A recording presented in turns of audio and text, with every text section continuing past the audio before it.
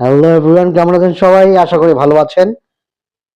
আজকে রাত 8:30টায় মুখোমুখি হচ্ছে বাংলাদেশ এ এবং পাকিস্তান এ দল, যেটা ACC Asian cup, rising star Asian cup, যেটা আগে ইমেজিন এশিয়ান কাপ হিসেবে আমরা জানতাম। আজকে 23শে নভেম্বর, আজকে পাকিস্তান এবং বাংলাদেশের যে ফাইনাল খেলাটা রয়েছে, ঠিক 6 বছর আগে এই 23শে নভেম্বরে বাংলাদেশ এবং পাকিস্তানের একটি ফাইনাল ম্যাচ অনুষ্ঠিত হয়। সেখানে বাংলাদেশ পরাজয় বরণ করে এবং সেটা দেশের মাটিতেই হয়েছিল। যাই হোক, আবার সেই 6 বছর পর আজকে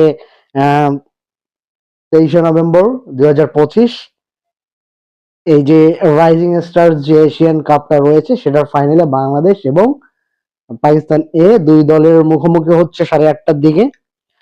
যাই হোক, এর আগে বাংলাদেশ ইন্ডিয়াকে হারিয়েছে এবং সেটা একটা নাটকীয় ম্যাচ আমরা দেখেছি এবং অনেক এক্সাইটেড ম্যাচ ছিল, যেখানে বাংলাদেশ ইন্ডিয়াকে সুপার ওভারে হারিয়ে ফেলে এবং পাকিস্তান শ্রীলঙ্কাকে খুব ক্লোজ একটা ম্যাচ হয়েছে পাকিস্তান শ্রীলঙ্কা, সেটাতে শ্রীলঙ্কাকে 5 রানে হারিয়ে পাকিস্তান ফাইনালে উঠেছে। যাই হোক, পাকিস্তান এবং বাংলাদেশ এই দুই দলের মোটামুটি আমরা যদি দেখি, পাকিস্তান অপরাজিত রয়েছে। বাংলাদেশ মোট একটি ম্যাচ হেরেছে, সেটা শ্রীলঙ্কার সাথে হেরেছিল গ্রুপ পর্বে, এবং বাংলাদেশ অসাধারণ পারফরমেন্স করেছে। বাংলাদেশের যদি আমরা দেখি যে বাংলাদেশ যে টিমটা রয়েছে, বাংলাদেশ টিমের প্লেয়ারদের যদি দেখি, ব্যাটিং বা বোলিং মোটামুটি একটা ব্যালেন্স একটা টিম হয়েছে, যেখানে ব্যাটিং এর আহ, হাবিব রহমান সোহান তার আহ, প্রত্যেকটা ম্যাচে মোটামুটি সোহান ভালো পারফর্ম করেছে এবং প্রত্যেকটা ম্যাচেই জয়ে অবদান রেখেছে। এবং সাথে বোলিং বলতে হয়, বোলিং রিপন মন্ডলের অসাধারণ বোলিং। এখন পর্যন্ত বাংলাদেশের হয়ে 8 উইকেট নিয়ে রিপন মন্ডল বাংলাদেশিদের মধ্যে সর্বোচ্চ, এবং পেস বোলিং ইউনিটটাও মোটামুটি বাকি যারা রয়েছে বা স্পিন বোলিং রয়েছে, সবাই মোটামুটি একটা ভালো একটা পারফরমেন্স করছে এবং ভালো একটা রিদম এবং বলা যায় একটা ভালো ফর্মে রয়েছে। এদিকে পাকিস্তানের যদি আমরা দেখি, আহ, পাকিস্তান টিমটাও আসলে যে ব্যাটিং যে লাইন আপটা রয়েছে, সেখানে আসলে আহ, মোটামুটি প্লেয়ারদের মধ্যে সবাই অ্যাভারেজ। তবে আহ, গত ম্যাচে আমরা দেখেছি গাজী গৌরী, সে শ্রীলঙ্কার সাথে শেষের দিকে যে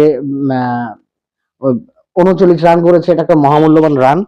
হ্যাঁ, সাথে সান মাসুদ রয়েছে। হ্যাঁ, আর সবচেয়ে বড় বিষয় যে পাকিস্তানের ওপেনার মাস সাদাকাত, সে এখন পর্যন্ত আহ, পাকিস্তানের প্রত্যেকটা ম্যাচেই মোটামুটি ভালো রান করেছে, ভালো ফর্মে রয়েছে। এই হলো আসলে বাংলাদেশ এবং পাকিস্তানের দুই টিমের কম্পারিজন। আমরা প্লেয়ারদের স্ট্যাটিস্টিক্স এটাই দেখতে পারি।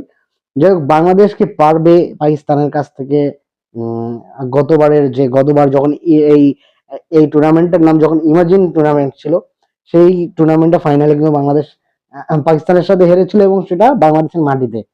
যাই হোক, বাংলাদেশ যদি এই ম্যাচটা, বাংলাদেশ এখন পর্যন্ত ভালো ফর্মে রয়েছে এবং বাংলাদেশ পাকিস্তানের সাথে যদি জয়লাভ করে, তাহলে হয়তো ওই যে বাংলাদেশ হেরেছিল সেটার একটা প্রতিশোধ নেওয়া হবে।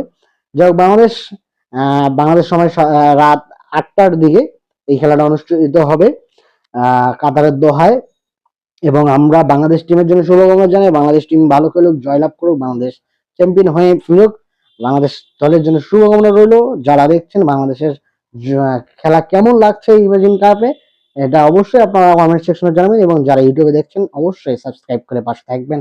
ধন্যবাদ সকলকে, ভালো থাকবেন।